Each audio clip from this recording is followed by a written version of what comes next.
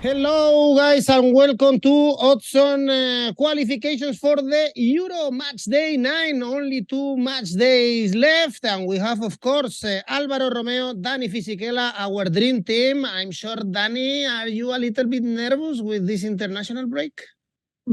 Just a little bit, because, we only have to beat Macedonia, which, it's easy, and then we have to go to Ukraine. I think the Ukrainians are cooking something for us. So it's going to be easy, It's not going to be easy, but one game at a time. First, Exactly. Let's beat Macedonia and then go to Leverkusen and play for the draw and see you in Germany, okay? At least it's not in Palermo, the game Italy, North Macedonia, No, to avoid confusion. Probably unless is slightly more serious, nothing to take away with Palermo, of course, but they chose the Olimpico in Rome because, it has to be a full house, of course. Well, Alvaro is very relaxed. Spain is qualified, playing against Cyprus. So, guys, let's analyze all the best games we have brought for you. In the meantime, don't forget, of course, to leave your comments, press the like, and subscribe. And now let's go on with the show.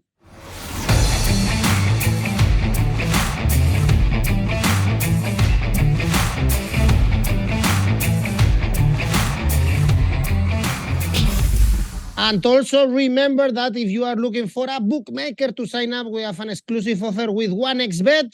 Get 130% in your welcome bonus thanks to Oddspedia. You have the promo code in the description. Well, guys, the first game we are going to analyze is Georgia-Scotland. This is in the group of Spain. They are top of the group, already qualified, playing, as I said before, against Cyprus, but Scotland, they are doing the things really, really good. Even they put a fight against Spain away in the last game. They play also against Norway in 4 or 5 days after this game in Georgia. I don't know, Dani knows a lot about Scottish football. If this could be a trap for Scotland going to Georgia, it shouldn't be an easy one. Perhaps they could be dangerous. That's why even the bookies give us a very good price for Scotland to win. Is 2.3. Because there is pretty much nothing to play for. Yes, so it could be a trap, and it could be one of those defeats that don't really leave a bad taste. But yeah, they're not great in preparation for a major tournament. Look, I think the qualification is a great achievement by Steve Clark. He has found a very good group of players, made them play a system that works. But how far are Scotland from the top sides? Well, in the last 3 games, they lost against Spain, England, France, conceding 9, scored 2. Not all doom and gloom. They had the ball a fair bit of time, need to build on that. But they are obviously, there's a lot of ground to make. Against the Georgia of this world, Scotland are favorite, of course, but maybe not this time because their team is a little bit depleted. There are a few injuries they have to deal with. Tierney, Hickey, Robertson, Suter. So the defense, it's really in minimal terms. In goal, no Gunn, no Gordon. So the keeper, Xander Clark from Hearts, just 1 cap. Liam Kelly of Motherwell, just 1 cap. So it's a bit depleted there. They go there just probably to enjoy themselves and to make sure they put up a fight. I'm really curious to see if Lewis Ferguson of Bologna starts because he's doing really, really well in Serie A. And when it comes to Georgia, let's not forget they won the Nations League Path C, so they're already going to be for sure in the playoff and they could qualify. In reality, they're not doing great recently. They only beat Cyprus, Thailand, Mongolia since last year. Reverse fixtures beaten. They've been beaten 2-0 by Scotland. So, but they did a job. They did a job in the Nations League. Only 1 clean sheet in the qualifier so far. It is a young squad. Varashelia is not in his best moment, both domestic and internationally. Davidashvili of Bordeaux, another one to watch. Mamadashvili of Valencia, of course, a goalkeeper. Up and coming, these are the most important players. Both to score, I think 191. Unlikely Georgia, who conceded 7 against Spain, keeps a clean sheet, I think. Well, Mamadashvili was not great at the Bernabeu with Valencia, actually. But there is a chance, Alvaro, that Norway comes on top of Scotland because they play the last game. If I'm not No. Scotland Norway has 1 game less. Yeah, it's done. Yeah. That's the thing, Edu. Just very, very quickly, I think that it's important to know that Georgia will be in the playoffs. Because this game can be played with a little bit less tension by the Georgians, and Scotland is already qualified, and they have qualified for back-to-back Euros. So there won't be a lot of tension in this game. I think that this is very important, and my approach is going to be follow this idea I've got that this game won't be as tense for Scotland as it was playing against Spain in Spain. And for the Georgians, losing or drawing this game is not the end of the world either. This game is going to be entertaining for that reason, I think, or at least the level of tension is going to drop a little bit. The absentees of Scotland are going to help Georgia perhaps put a better fight. And I think that it's going to be entertaining. This game could be one of those in which both sides try to please themselves a little bit. And very good players, like, for example, Luis Ferguson from Bologna, want to get the eye of the manager and catch the eye of the manager and please him, you know. So I think that my approach here is going to be goals. So over 2 goals, 160. Okay, that would be my most conservative bet. I could go up easily to over 2.25 goals, which pays 190. And I'm more than happy to stay there, even though I have to flag the double chance for Georgia, 175. I found it interesting as well. And I know that Georgia's results haven't been particularly great in this qualifier because they lost 7-1 to Spain, but then they drew 1-1 with Norway. And perhaps that game is more reflecting of what this coming game can be than the game against Spain. Georgia drew 1-1 with Norway here. So it's going to be interesting. A couple of things about Scotland very quickly. Maybe Scotland really want to be first of this group because there is one thing called the overall rankings, and let me tell you what it is. If you want to be, the way the seeding is going to be done in Euro 2024 is as follows. They are going to take all the qualifying groups together, and they are going to make a qualification according to the points and the goal difference they got all the teams. It's not going to be about the coefficient of the ranking. It's going to be about an overall ranking. Imagine you take the Bundesliga, La Liga, and all these leagues, and you put them together, and you make a qualification of 90, a ranking of 98 teams, according to the points they got at the end of the season. It's going to be done like that. Therefore, Scotland, if they really want to be first seeded in the tournament, they really have to go for it. So maybe this adds a little bit of an element of tension, but I think that Scotland is more than happy to be qualified for the tournament. So that's why I'm going to go for over 2 goals, 160. Well, let's move on to other groups. Also on Thursday, we have Slovakia, Iceland, Slovakia, very, very close to the World Cup. They have 5 points difference with Luxembourg. It's an interesting one. Luxembourg, Bosnia, by the way, good odds. Whether you are back in Luxembourg or Bosnia. In this one, I would say also good odds. Alvaro, if you are back in, the home team is 1.85, the highest odds we have in Oddspedia for Slovakia to win. And we've seen a very poor Iceland. They only beat Liechtenstein, for instance, 1-0. They lose to Bosnia or Luxembourg away. And we see a fine Slovakia, especially at home. Yes. And Slovakia to win, I like it, 185. That's actually one of my maybe favorite bets of this coming show. And also, since Slovakia can do with a draw to qualify, they only need a point to be in the Euros. Maybe an Asian handicap minus 0.25 for Slovakia, then doing the job. You know, that pays 155. Of course, if they draw, you suffer only have a lose, but the draw can be good at some point for them. So if they are drawing, let's say in the 85th minute, perhaps they just play to keep it, because that will do for them. A couple of things about Slovakia very quickly. I think that they don't have a golden generation like the Czechs did have from 96 until 2004. But at the same time, they've got a very interesting group of footballers coming up here. And coming through the youth ranks of Slovakia, and not Robert Mack, the striker of Sydney FC, because he's over 30 and he's been capped despite playing in Australia. But there are some interesting players here, like Babro from Copenhagen, Hanko from Feyenoord. Tomic didn't feature against Roma, but he's scoring a lot of goals and playing a lot of football for Slavia Prague. Haraslin scored against Rangers in the Europa League. Leo Sauer, one of the youngest Slovakian footballers. So I think that a decent generation is coming up. This Slovakia is going to push and fight to qualify for the upcoming couple of Euros, I believe. And when it comes to Iceland, they've been quite poor. I would say it's true that they've got a couple of players who have signed, like, for example, Torsteinsson 4 assists, which is fine. And funnily enough, Finn Bogason has scored at least a goal in the last 3 windows, which is pretty incredible because this player is quite veteran, and I don't have a great memory of him playing for Real Sociedad, but the truth is that in his career, he has scored over 150 goals, so here my respect, hat off. But anyway, as I said before, Slovakia to win 180. Good enough. Even Portugal, Dani, struggled to win there. Yes, but 1-0.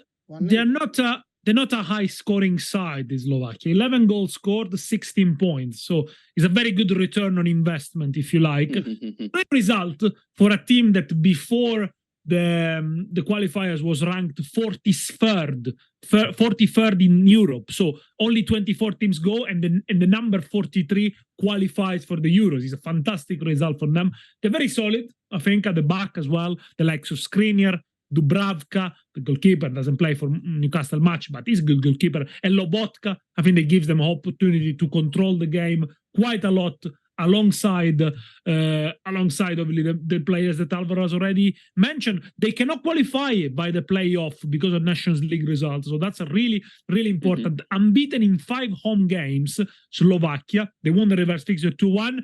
Iceland, on the other hand, lost 4 of the last 7, already defeated away to Luxembourg and Bosnia, finished second in the Nations League group with 4 draws. And yes, they are a shadow of that team that knocked out England in 2016, did fairly well in 2018. I think only Finn Bogason and Gunnarsson are survivors of that group. But yes, because Sigurdsson is out of the squad at the end. He was capped, but he's out now. Yes, so I mean, it's a different generation, but it's not been a great generation for them. I mean, they are underperforming because before the qualifiers, they were ranked 23rd in Europe. So you would imagine they could scrape it. No, they're not going to make it. And maybe they might go to the playoff, depending if Israel finishes in the top 2 positions of the group, but they lost yesterday against Kosovo. So it's unlikely. Are they going to get beaten heavily? Maybe not. I'm going to go for an Asian handicap plus 0.75 from Iceland, 185, considering Slovakia, as I said, they're not a high-scoring side. They just need a point from the next 2 games. It might well be a draw. Well, 11 goals scored so far by Slovakia. They are not the Empoli of Europe, no, Dani? That with 1 goal, Empoli can make miracles. No, not quite. not that much. They score more goals, but still, probably they will finish second in this group. Remember, they are in the same group as Portugal, the leader, the dominant team in Group J. Next group, we go to an interesting, a bit random, might be game, but very interesting group. I'm talking about Group E, and we have Moldova, Albania here, and we have Albania top of the group with 13 points. In a minute, we will talk about the Poland, Czech Republic, the Poles with 10 points, Czech Republic with 11, and Moldavia, Dani, still with option, with 9 points. Is a very tight group. They drew away, for instance, against Poland and beat Poland at home recently. Only 1 defeat in these qualifiers and was in Albania. If you look for the names, I guess on paper we should go for Albania to win, which is not bad, actually. It's 1.9. Yep. We should. The Albania have progressed a lot. I'm going to talk about them in a second. But, Moldova, that could be a great story. Surely they're not going to be able to qualify. They got 2 teams in front of them, Albania and Poland. The next game is away in Czech Republic. If they win this one and they win in Czech Republic, they go to Germany. I don't think they will. And imagine Moldova going to the Euros and not Romania. Romania is top of the group, but, it's still in contentions there. Moldova, they've improved. They scored in all the last 5 games, took 4 points out of Poland. They were beaten 2-0 in the reverse fixture by Albania. They were beaten 5-0 by Romania last year. But that's only the 2 heavy beatings they suffered in the last 2 years. There was also a 4-1 defeat to Austria. So they are no longer so easy to beat as they used to be. But from here to say that they're going to be a force and they're going to win against Albania, need to take things a little bit with a pinch of salt. They only scored 6 goals in the group, conceded 6. They got a good striker that plays at decent level. Nicolaescu plays for Eremen, already scored 4 goals in the qualifier. But when it comes to Albania, I think they are the real story. They won 5 of the last 6. Great job made by Silvinho. It helps if you've been a top player managed by top coaches. It helps if you've been the Brazil vice coach for 3 years, because he came in, he changed the system. Under Eddie Rea, Italian, and Paganin, they were playing 3-5-2, switched them to 4-2-3-1, a little bit more attacking. But where the Albanians have been really clever, he was in the scouting around the world. Scouting, obviously, not because they need to sign players, but because you need to find those players who got Albanian parents, Albanian links, and convince them to play for them. For example, Jazir Azani plays in Japan, born in North Macedonia, represented North Macedonia already, but scored. They called him up, 3 goals in 7 appearances for Albania. The same with Daku, born in Kosovo, play 5 games with Kosovo, plays in Russia. Okay, come and play for Albania, also performing. These are up-and-coming youngsters or players that were a little bit forgotten. But Albania are really evolving in terms of footballing nations. They got a new stadium built 4 years ago. The Air Albania Stadium hosted the Conference League final. Remind me a little bit of Hungary and how much they are investing in football. And as I said, there are also young players that are missing from the squad this time. Marvin Cooney plays for Frosinone, former Bayern Munich product, scored a couple of goals in Serie A. Armando Broja is injured. But, you know, I think this is a good side. Over 2.25 goals, so that pays too, because I think Moldova needs to go for it. And Albania, I said, I think they are a very, very good side. Over 2.25 goals. Well, Dani is excited about Albania. Alvaro, yes. Are you also excited about Albania? I mean, I don't think about them every day, but they are doing very well. It's in your thoughts, no? Sometimes. Yeah, well, you go jogging in the park or with the motorbike. It's like Albania. I sold that motorbike, by the way. So no longer. Now I've got a car. I became a boring guy with a car. I was a cool guy with a motorbike, not anymore. But you know, yes, I mean, I like what Daniele has said, because it's very impressive. I mean, at the end of the day, the scouting of Albania has helped them bring a lot of talent to the team. And for example, I don't know, they have done it in the past as well with the brother of Granit Xhaka, for example. And it's been the story of a country that has 2.93 million inhabitants. And of course, they have to use their means. And I think the Albanian identity stays with the Albanian people no matter where they are born. You know, I've got a personal experience of being in Daniele's island in Sicily and meeting the representative of the Albanian community in Sicily, and he was talking crazy good things about the Albanian Empire and all these things. I mean, I think that there is a nationalistic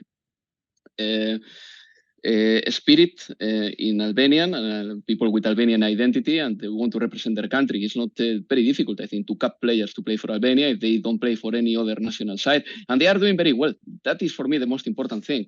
Albania are entertaining. They are scoring goals. In fact, they have played 6 games and they have scored in 5 of them. The only time they went scoreless, I think it was against Poland, but that was a little while ago already. They got players who are doing very well. Some others that a year ago I didn't know about them, but they are good footballers. For example, Luzuni for Granada or Aslani for Inter are footballers that are leaving a little bit of a mark this season in Serie A and La Liga. And the truth is that, yes, Moldova has been impressive. The results have been good. Not that I had a lot of entertainment watching their highlights or watching their players play, but on the other hand, they stayed in many games. That said, I think that Albania, if they defeat Moldova, they are going to qualify, that's for sure. If they defeat Moldova, if they avoid defeat against Moldova, they are going to qualify, meaning that if they draw, they also go through. So an Asian handicap minus 0.25 for them will do for Albania. That's why that's a good odd, 160. I prefer Albania to win, personally. It pays almost 2. And I think that Albania are going to score goals as well. So if you think about the goals market, well, you have to know, this is not for me, but you have to know that Albania to score over 1.5 goals, it pays 2.1. Basically very similar to Albania winning. But my favorite one here, since Albania could do with a draw to qualify for the Euros, would be Asian handicap minus 0.25 for them. Funny thing, when they qualified, I think was for the Euro 2016 in France. I was in Berlin and I was shocked by the amount of flags. I didn't know they were playing at that time.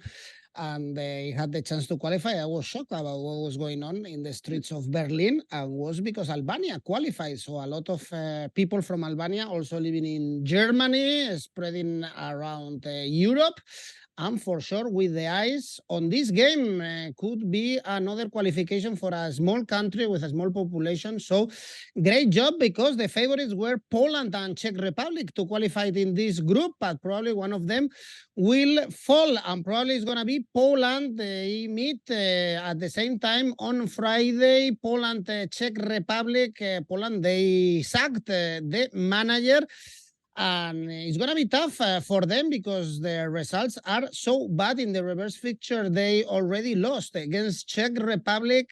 Alvaro, should we go for these very high odds for Czech Republic? Or, for instance, the 1-0 victory against Faroe Islands should put us in alert that this game is going to be tough also for the Czechs? Yeah. I think that a draw could be a good one here. 320. It's pretty juicy, the value there, because Poland are struggling to win games. Don't forget that they sacked their manager, as you said, back in September. Now they've got Michal Prowiert as the head coach. I think that Poland has a big issue with creating football. They have had it for a while now. They don't have any referential midfielder. And then some of the best players, especially Lewandowski, are getting older. Even though Lewandowski scored the brace against Alaves in the weekend, but Lewandowski hit the headlines for not shaking his hand with Lamine Yamal. Yeah. After, in a La Liga match, Lamine Yamal didn't pass him the ball once or twice. Lewandowski didn't like that. Lamine Yamal wanted to be friends with Lewandowski. He went there to shake hands with him, and Lewandowski just denied the handshake. So that wasn't nice. But yeah, for me, Poland has been disappointing over the last, I would say, 2.5 years. 2.5 years easily. They have to win this game to finish in the top 2. That's for sure. Poland are going to be in the playoffs anyway, but the playoffs don't mean that Poland are going to negotiate them, as we saw in the World Cup qualification. For example, in Matchday 8, Poland couldn't get anything but a draw against Moldova. That's pretty bad for that team.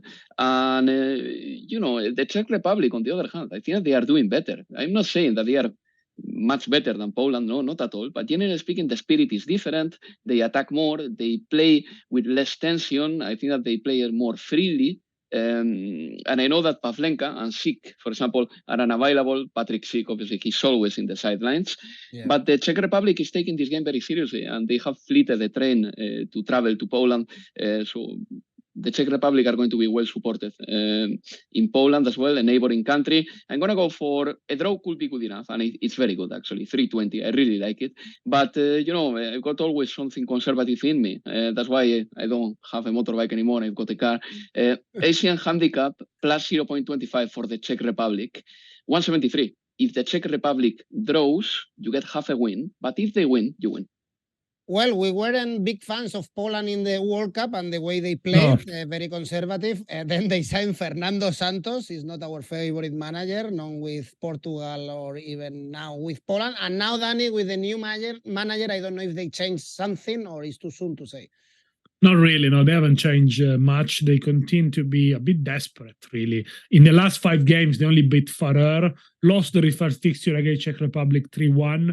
The good news for them, of course, is the return of Lewandowski. He wasn't there in the previous international break. But it's a side that really, despite all the talent they got, and I think they have got talented players, the likes of Zielinski, Matikash, Milik, they don't really seem... But Dani, is that proper talent, or is that just effective players? Zielinski, yes. Well, I agree with Zielinski, though. I agree with Zielinski. Zielinski is special.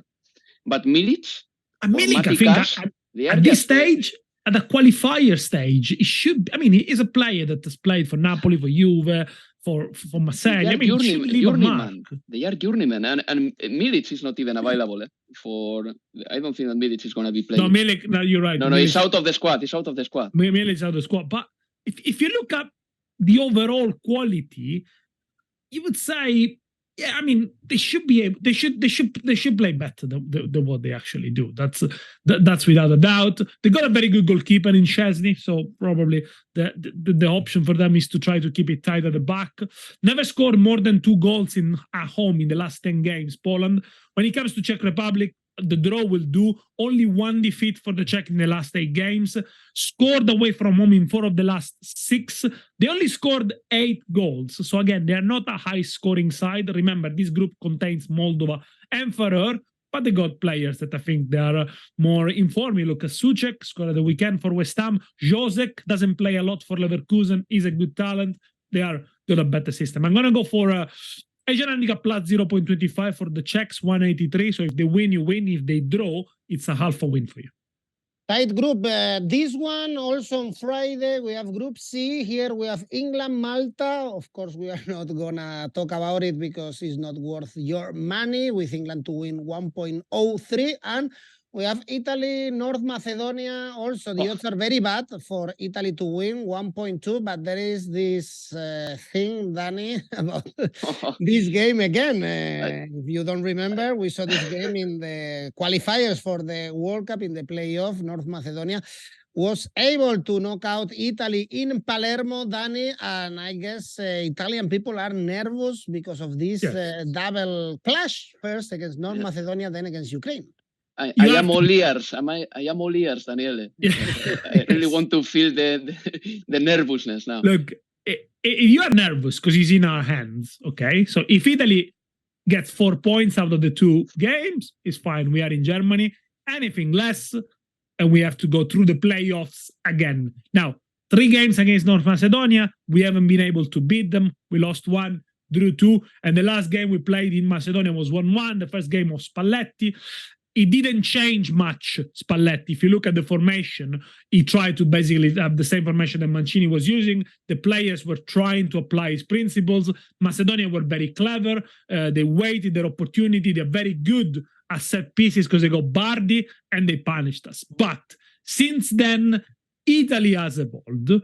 The team that lost against England 3-1 in the last qualifiers had 7 different players from the team that played North Macedonia. In the meantime, they beat Ukraine. And let's face it, the first half at Wembley in Italy got a very good, they gave a very good impression of themselves. They should have led that game. Then in the second half, England found another gear, but England have got the superstars, the Kane, the Bellingham, that Italy doesn't have. So where can they do to make up the gap to compensate with a collective play, which is basically the same principle that helped Mancini win in the Euros. We don't have a superstar. We don't have a Roberto Baggio. We don't have Totti. We don't have Del Piero anymore. Let's play together. Let's play well. Let's have a midfield of very technical players and make up for that. And hopefully Scamacca will score the goals, because is Scamacca the man that Spalletti has gone for? Immobile is not even in the squad. I think it makes sense. Okay, I just ask you a question, Alvaro. Do you think this Italy side, it's weaker than Napoli that won the Scudetto last year? Man for man. Well, I give you an easy one. Di Lorenzo plays for both sides, so that's easy. Okay.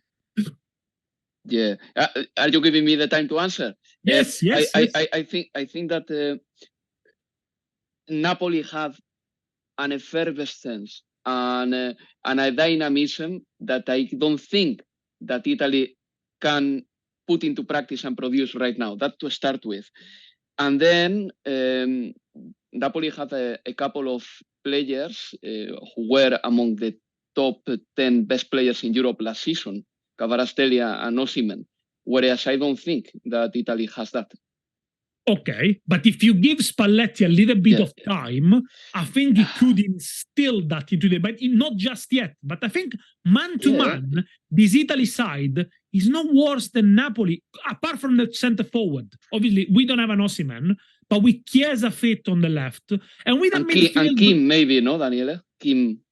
Yeah, but I think at the back you got Scalvini, Bastoni, the likes of Acerbi as well. They're very, very good defenders. Yeah, Kim is very good on the ball, but so is Bastoni, for example, could play on the left-hand side as well. So the point I'm trying to make is that I think now Italy needs to get the basics right, first of all, but with time, and we saw it against England, if they apply the principle of Spalletti, keeping the ball, moving it quickly, pressing high, be courageous, be hungry, I think Italy could perform well. Of course, a lot depends on the center forward, on Scamacca. Quickly on Macedonia, 1 defeat in the last 4, lost 7-0 to England, lost 2-0 to Ukraine. Obviously, they will try to play for the free kicks. They will try to play on the small margins. At least Nestorowski, who scored against us in Palermo, is not in the squad this time, but Bardi is, and he scored already 15 goals with his national team, almost twice as many. Barella and Berardi, who are the top scorers in Italia's side. The Olimpico is going to be packed. Italy has an handicap -2, 188. We'll win it. We'll go to Leverkusen. It will be a battle, and we'll talk about this in the next video. Dani is optimist. Indeed, Alvaro, as you as optimist as Dani with Italy? I don't know what to say. I'm going to back North Macedonia with the plus. Okay. I'm gonna pray, but backing North Macedonia with a plus, and it's a plus 2.25, which is a lot. Maybe it tells you that I am kind of optimistic with Italy as well, because I really expect them to win, but maybe they find it difficult to win the game. So, it's going to be very interesting. It's going to be very interesting because I want to see how Italy responds. They have failed to beat North Macedonia in the last 3 encounters, so that must be in the mind of the footballers. Obviously, Spalletti is a new man, and I agree with Daniele. I mean, Spalletti can create very good sides. The thing is that international football and club football are very different right now. In international football, you barely have any time to work, and on top of that, in the 20th century, I think that the biggest transformations and innovations in football came from the national sides. The Netherlands of 74, Brazil in the 70s, I think that Spain in 2008 brought something very new as well. But nowadays, in 2023, I think that the biggest innovations are coming from club football.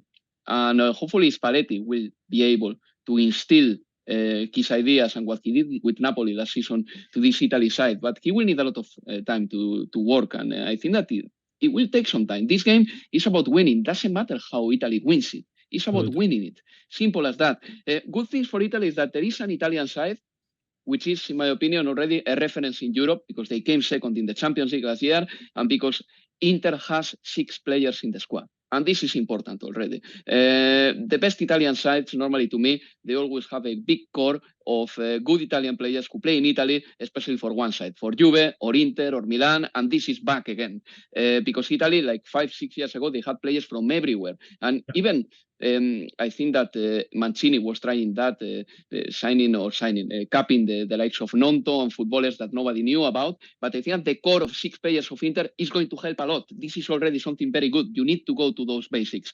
I know that Immobile or Retegui are not there, but Scamacca will be the focal point, I guess. Maybe Moise Kean. El Shaarawy could be a very good addition to the lineup too. And they are playing against North Macedonia. North Macedonia only has 3 players in their squad who play in the big 5 leagues. So the gulf in quality is massive. So I'm going to back Italy, but with a positive handicap for North Macedonia, if that makes sense. Asian handicap plus 2.25 for North Macedonia. Great value, 173. I don't think that Italy is going to hammer them. Well, if we are naming Italian players playing for Inter, we have to name Di Marco. What a goal he scored this weekend. Beautiful. Frosinone, maybe one of the goals of the question for you, question for the listeners. Which goal is better, Di Marco or Kane from the halfway line against Bochum? Di Marco. I'm biased. The angle. Of course. Clearly. The way he strikes it. Also because Kane takes a touch and strikes it. Di Marco strikes it on the first time. It's incredible, really. Amazing. Well, on Friday, we are going to skip this group, but we have a good Denmark-Slovenia, with Denmark even conceding goals against San Marino, but they should top this group. The odds are around 1.5 if you want to put Denmark to win, for instance. In your ACCA, we are going to go straight away to the games we have on Saturday. First stop is Armenia, Wales, and this is a very funny group because Dani always told us that he wanted to be Croatian because they are the masters of tight margins. They always qualify, but be careful. because they are third in this group with Turkey already qualified and with Wales with 10 points. They beat Croatia, Alvaro, and if they win in Armenia, which is not that easy, they have a huge chance to qualify, actually. And Wales to win is 2.0, so it's a good money there. Yeah, I'm going to back Wales, in fact, with an Asian handicap minus 0.25. I think that's about right, really. But of course, Wales knows that is in their hand. I mean, they will qualify if they beat Armenia and Croatia loses to Latvia, which is unlikely. But I think that Wales shouldn't think about Croatia too much, because if Wales win their next 2 games, they'll be in the Euro. And it's pretty impressive, considering that Wales started bad this European qualification campaign, because they got only 4 points from the first 12 available, and then they got 6 out of 6, beating Croatia in the process too. Now they have to play against Armenia and against Turkey. They lost against them both in the reverse fixture, but Turkey, are going to be fine when Wales plays against them. And a few Wales players are having a good season. For example, Harry Wilson in Fulham, he's helping a lot João Palhinha, and he's important for the Cottagers in midfield. I think that Brennan Johnson will come into the squad with a little bit of a hype after scoring his first goal for Spurs in the Premier League. Lockyer from Luton Town, I think that he has been a good captain for the Hatters as well. So a few players that we weren't speaking about before, because, Gareth Bale was, let's say, absorbing all the attention, are flourishing as well. And this is very good. When it comes to Armenia, yes, they can still finish in the top 2. But if they lose, they won't. And if they draw this game and Croatia wins, which is a possibility for me, they won't be in the Euro either. Armenia hasn't been that poor, in my opinion. They've got, a few players that can be dangerous as well, of course, we know that, but on the other hand, I think that Wales has more. So Asian handicap minus 0.25 for Wales, 166, and I also like even both teams to score, because 191 is very good money for that, and I think that Armenia has scored a decent amount of goals too. Well, Croatia played in Latvia. Croatia to win is 1.15, so I guess they will win this, but it will be, Dani, a huge surprise. Probably the surprise of the qualifiers if Croatia are out and we see Wales in the Euro. Yeah, and it was going to change a lot of complexions for the playoff if Croatia doesn't make it, because obviously they won the Nations League group. So there's a lot of stakes, a lot of jeopardy. It's not just Wales, Armenia, Croatia that look at it, but also the likes of Ireland. We're going to talk about this a little bit later. It is very, very complicated. And I'm sure if Croatia goes to the playoff, nobody will ever want to play Croatia in a playoff, the masters of the tight margins, and we know that. But yes, Wales' win was really, really good. I mean, Croatia only lost 2 of the last 16 qualifiers back-to-back to Turkey and against Wales, who are unbeaten in 4 after a very bad start of the campaign. They lost to Armenia at home not long ago, but they come with a lot of confidence, no major injuries. Alvaro mentioned the 2 good players, also with Kiefer Moore, Chris Maben, Ben Davis, all fit, all firing. So it should be good for Wales, but Armenia, careful, because yes, they lost the last 3 after 4 good results, but they managed to hold Turkey 1-1 when they were still managed by Steven Kuntz, and that costed Kuntz the job now with Montella, of course. They are flying, but they're having good chances in that game. I remember in Turkey, Armenia couldn't even won it. However, if Armenia wins the next 2 games, they can still have a chance. They haven't kept a clean sheet in the last 6 home games, Armenia, though. I like the odds for Wales to go there and win it. Maybe do a dirty old job, 1-0, and get a qualification. Wales to win, that pays 2. All right. On Saturday, we also have Group I. We are going to skip this one, but it's an interesting one because we have Israel, Romania, and Switzerland, Kosovo, with a lot of politics involved, but with the chances open even for Israel still to qualify. And we are going to focus in the last group is the one with France, with Greece, and with Netherlands and Ireland. Netherlands super favorite, of course, after missing some big tournaments. They cannot screw it up. They had it difficult, but they beat Greece with Van Dijk scoring in the last minute. They also suffered in Dublin. Dani, now the job is almost done for them to qualify. Yeah, it is. They won 3 of the last 4. Still not extremely solid at the back. Only 3 clean sheets in the last games. Only the one was against Gibraltar. In the last 7 games, only 3 clean sheets. They're also a little bit depleted, the Netherlands. No De Ligt, no De Jong, no Depay, no Lang. So probably chances for the likes of Reinders. Nathan Ake pull out as well. Nathan Ake pull out. Last minute. Yeah. So there are a few depleted, probably chances for Reinders, Xavi Simons to play for the first time. And yes, I mean, the Netherlands need to get the job done. But this is where it becomes really, really complex. Now, because of the Nations League results and the playoff, for Ireland, it's much better to lose this game as they lost the one in Dublin rather than to win it. Because if Netherlands qualify directly, then they open up a place from the League A path, which Ireland, because of the Nations League result, could fill. If Greece qualify on top of Netherlands then they go to playoff, and Ireland have got pretty much no chance. Also, Netherlands depends on the Wales results. They need to hope Croatia finish second. It's all very complicated, but believe me, it will be much more sense for Ireland to lose this game rather than win it. In a good, they had a decent game in the reverse fixture, but in the second half, Netherlands scored more goals. Probably this could be the last couple of games for Stephen Kenny. The manager of Ireland is under pressure. He didn't manage to develop the team. A lot of players that were in the under 21 with him, and to make them a bit better, a bit stronger at international level. They are missing a couple of important players. Ireland, Coleman, Sami Smodic, who, by the way, is the top goal scorer in the championship with Blackburn, 9 goals. He scored 2 against Norwich, which I witnessed. Adam Ferguson is in. Adam Ida for Norwich, scored at the weekend. So yay. Troy Parrott plays for Excelsior on loan from Tottenham. So these are the big names of Ireland, who only won 2 out of 7 in the qualifiers. But amazingly, they're 8th in attempts on target. So basically, they are really, really bad. They couldn't hit the water if they fall out of a boat. Netherlands to win in the first half and over 1.5 goals, 182. No chances for Ireland for me. So this could be a good idea for an Asian handicap, perhaps for Netherlands. I think Dani is the only one who understands how this complicated world of qualification for the Euro works.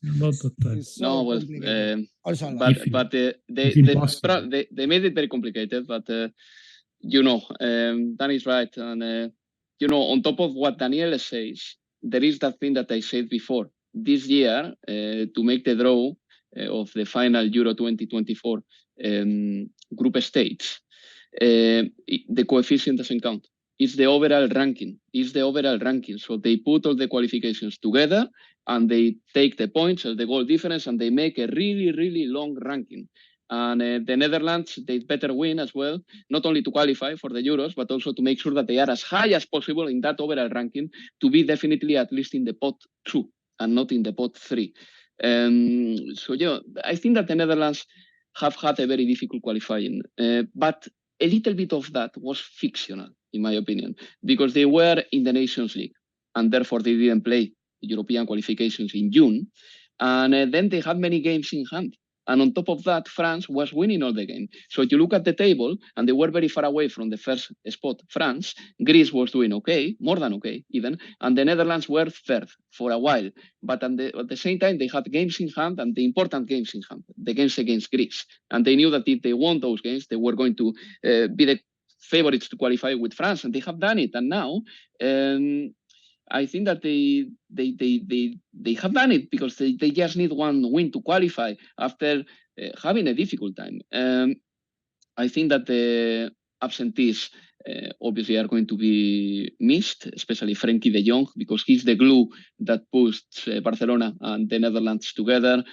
He's the conductor, basically, of the game in many ways, and he brings the ball from defense to attack very nicely.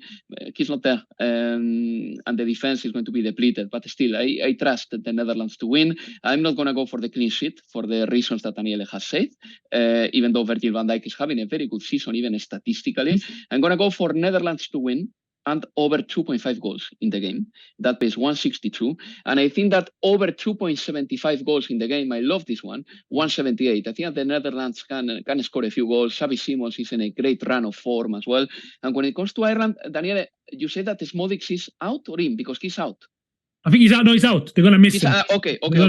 I misunderstood. Yeah, Smodic is definitely out, and the pressure on Kenny is pretty big. I don't think that. I think that we're seeing basically the last games of Kenny as the Republic of Ireland manager. Really, I really think so. So I'm back in the Netherlands here. Well, the odds are low, 1.2, so you have to make a combination to have higher odds in this group. We have, for instance, France, Gibraltar. Poor Gibraltar, probably is going to be a torture for them. Well, this is it, our trip around Europe in these cold days. Alvaro, your safe bet? Yes, it will be England to win and over 3.5 goals in that game, 150. That game is against Malta. And Dani? Very similar. England Asian handicap minus 3.5 against Malta. So England to win with 4 goals or more. I mean, it should be fairly easy. And pays 166. It's very good odds, I would say. No Bellingham, probably. Okay. Still with some problem in the shoulder. Dani, your ACCA? Now we go with the minnows. We take a travel across Europe. Kazakhstan, Asian handicap minus 2.5 against San Marino. Italy, North Macedonia over 3 goals. England, Malta over 4 goals. France, Gibraltar over 5 goals. Total odds 7.12. It's great. Poor small teams. Then we saw, for instance, San Marino scoring a goal. It's funny how they celebrate it. Of course, they should. And Alvaro, your ACCA? Yeah, I'm back in England, of course, but last minute news, basically, Maddison, Lewis Dunk, and Callum Wilson are out of the squad. So these are kind of important players. They've been replaced by Cole Palmer, who scored a winning penalty yesterday, Rico Lewis, and Enric Konsa. That said, I'm going to back England for my ACCA. England to score over 3.5 goals.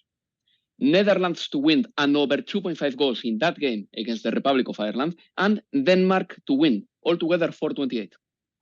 Great. Let's enjoy these games. On Monday, we will be back to have our last show for these qualifiers. Of course, back or further in time, we will have the playoffs, but this is coming to an end in terms of Euro qualifiers. Thanks, Dani. Thanks, Alvaro. See you soon. Ciao.